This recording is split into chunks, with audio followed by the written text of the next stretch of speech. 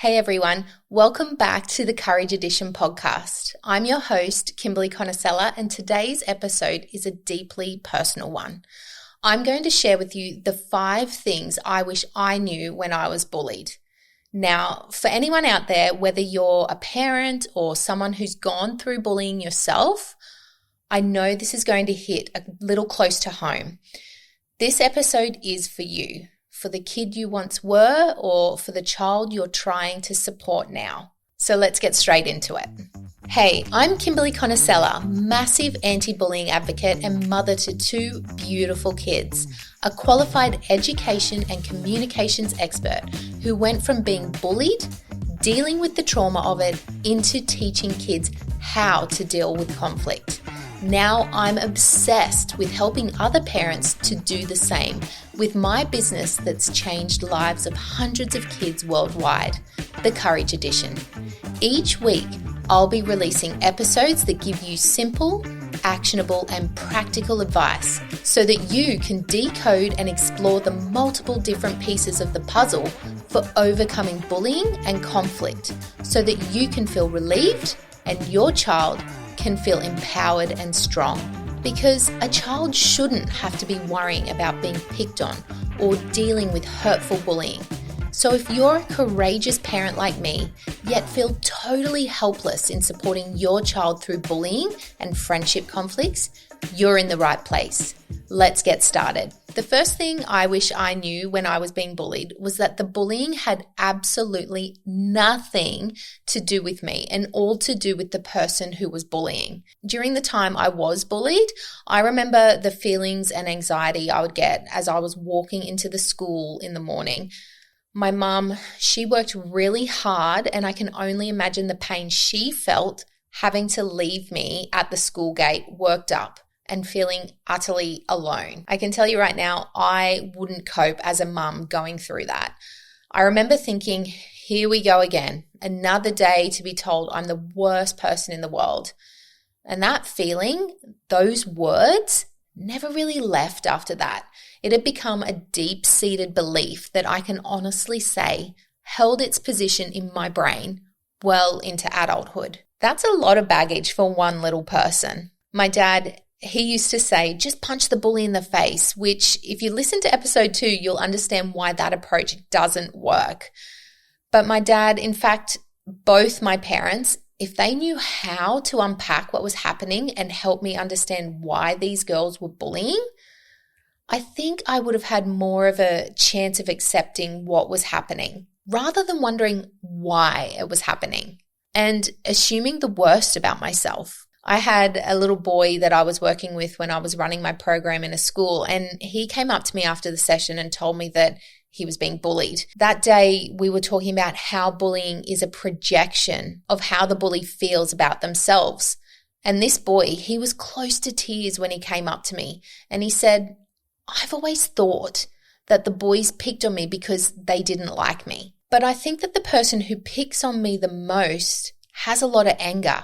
And so together we unpacked that a bit. And this boy was able to build an understanding of why this person bullying him was lashing out at him, which was basically because he was angry. And this boy was reacting in a way that made the bully feel powerful. So in one lesson, I was able to give him an understanding of why people bully and what that does for them. And this lessened the weight of blaming himself that he was carrying around inside of him. And that really leads into the second thing that I wish I'd known when I was being bullied.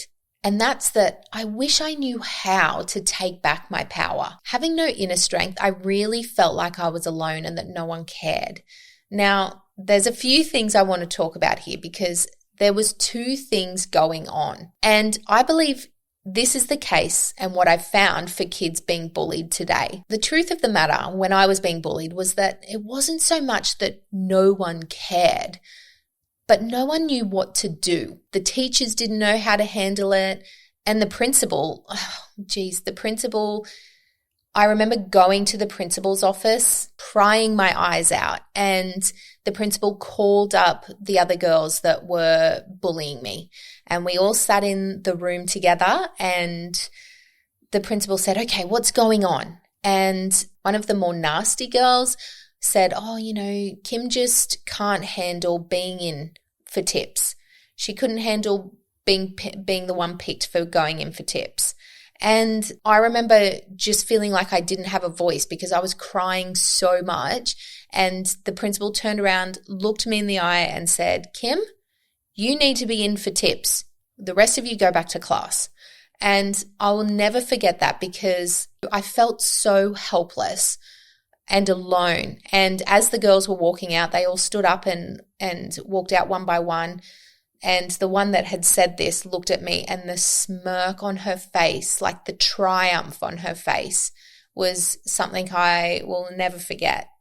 And if I could cry harder at that point, I certainly did, but I don't think I could have. I was hyperventilating because no one was listening. And so after that time, my parents decided, okay, I'm not getting the help at school. So they put me in for a counseling session with a psychologist. And I only went to one. And the reason being was because, again, the psychologist just didn't know how to handle it, just like the school didn't. And I remember the psychologist sitting down with me and saying, okay, Kim, what I want you to do is pretend that these girls are balloons and watch them go up into the air and pop. And I remember saying to the psychologist, okay, so once they've popped, when I open my eyes again and look back, they're still there. So then what do I do? And he couldn't answer it. And he was just like, oh, just practice pretending they're balloons and watch them go up into the sky and pop. And I spent an hour in this psychology session, and that's the one thing that I remember from it. And I'll never forget when we left, my parents were like, well, that was a waste of money. And that was the one and only time they took me to a psychologist to get some help with this issue. So I was back to square one, which was that no one knew how to handle it, and I was alone.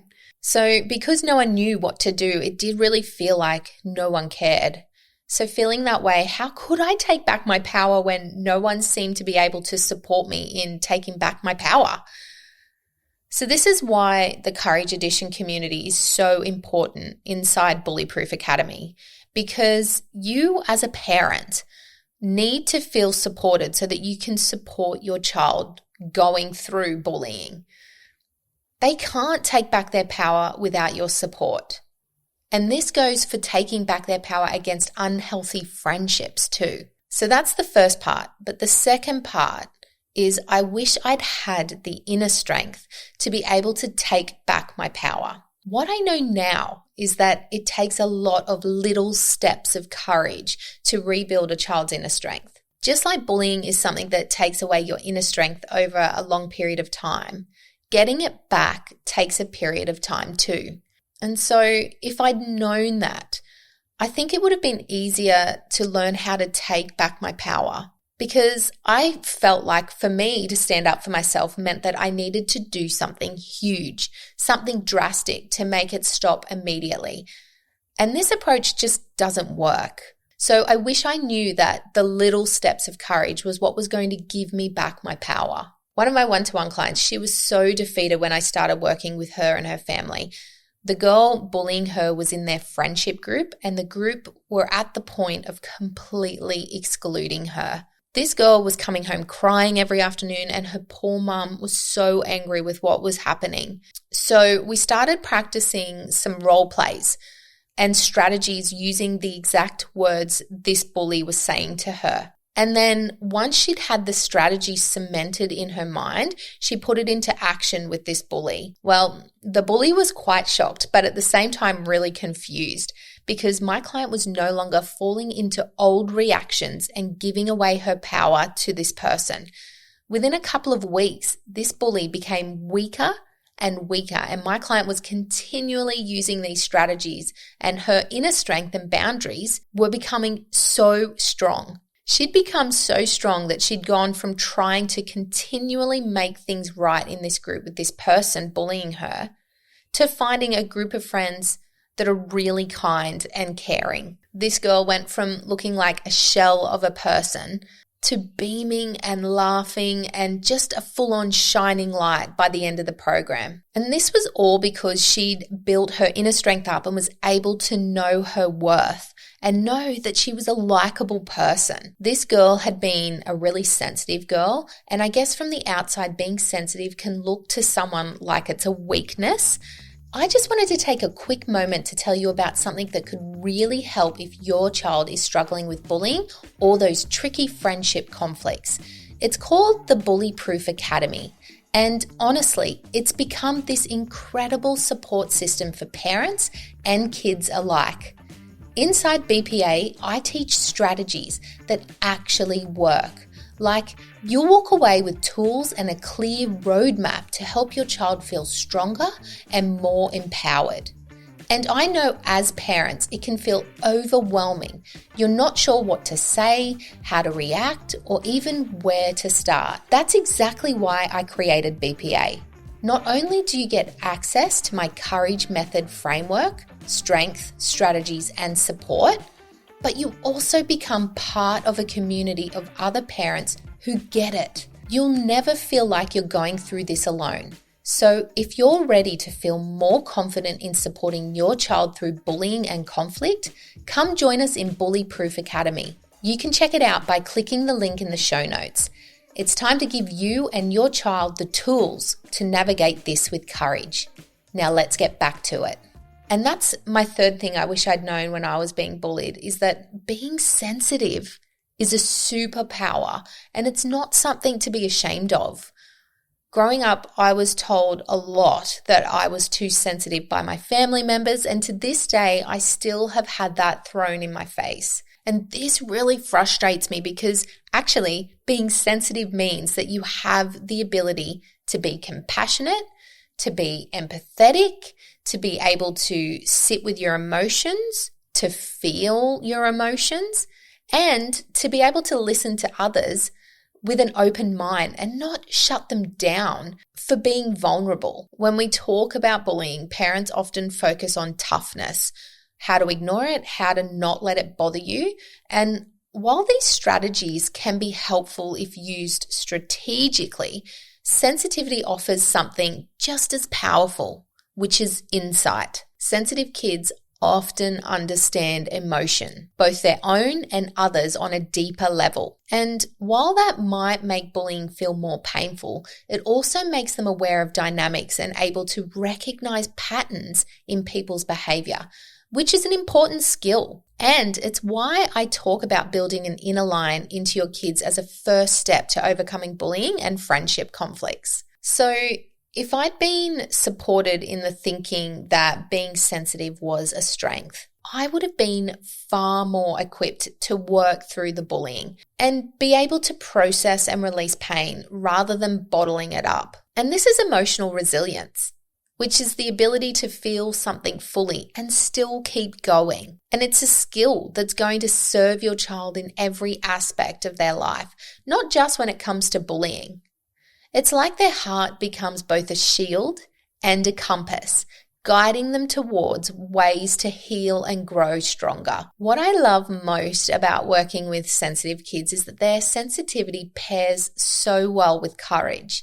Sensitive kids may feel scared in the face of bullying or conflict with friends, but their awareness of injustice and kindness makes them some of the most compassionate people when it comes to standing up for others. So even if it feels like sensitivity means they'll always be on the receiving end, it's actually part of what makes them brave enough to be advocates down the track, not only for themselves, but for others too. Being a sensitive person, like so many of the kids I've worked with, means I'm deeply aware of my feelings and my experiences. And while this can be challenging, it also means that I'm naturally more reflective and able to learn from each experience. Over the years, this self-awareness has helped me to develop resilience and turn challenges into chances to become stronger and more confident in myself.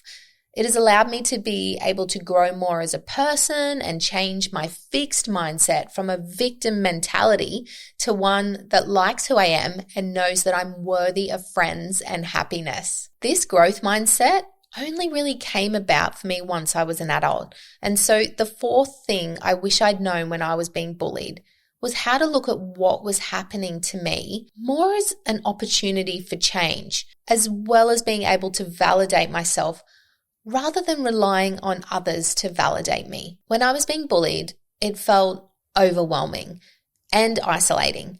The last thing on my mind was seeing it as a potential opportunity. And it's not that bullying is something anyone should have to experience or that we should welcome, but even in situations as tough as bullying, there's a way to shift perspective, to find strength within ourselves that might otherwise stay hidden. And that's what I help one-to-one clients see, and it's what I encourage families going through my program inside Bully Proof Academy to see.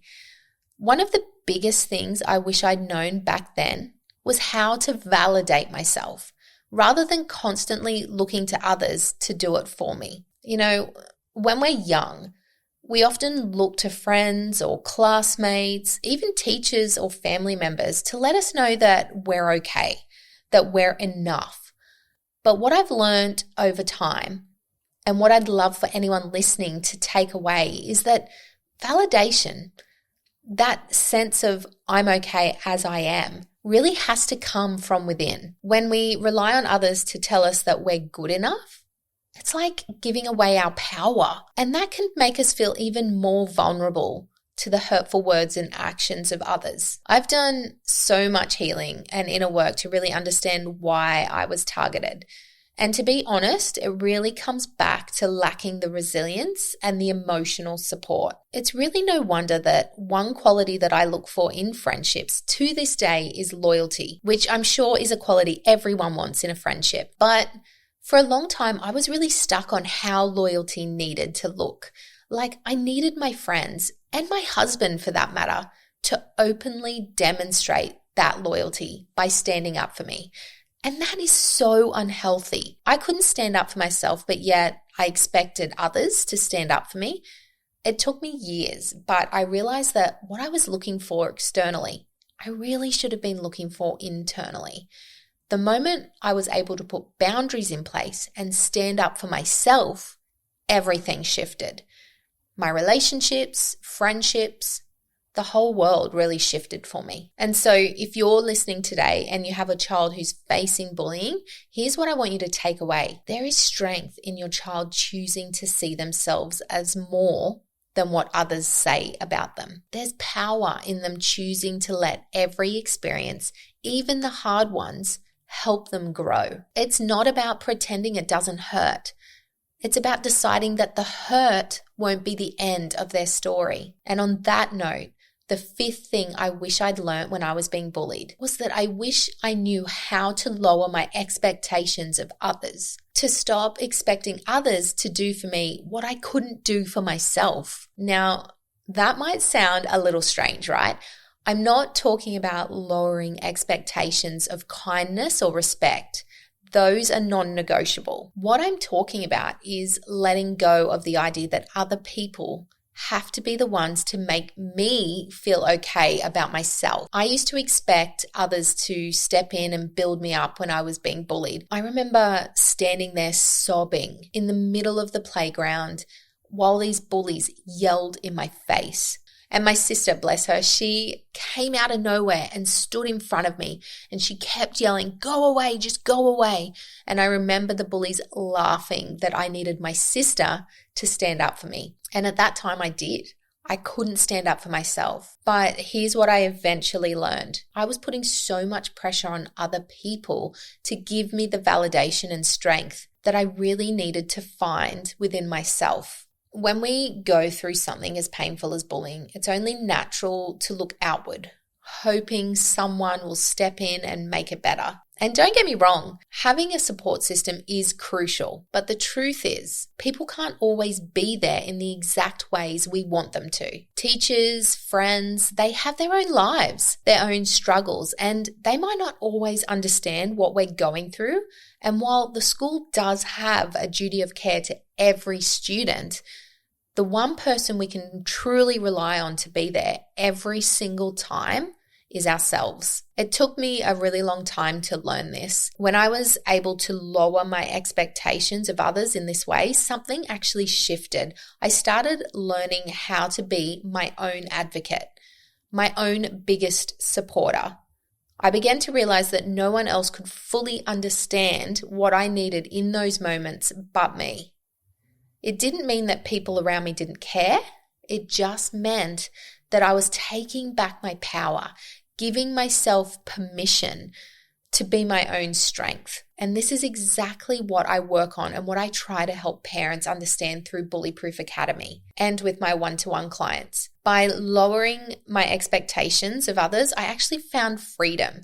I learned to stand on my own 2 feet and to give myself the validation and support I was hoping someone else would offer. And I'm telling you, that was life-changing. So let's remember that while support from you as the parent is crucial and amazing, the strength that comes from within your child is what will carry them through anything life throws at them. Well, that's it for now from me.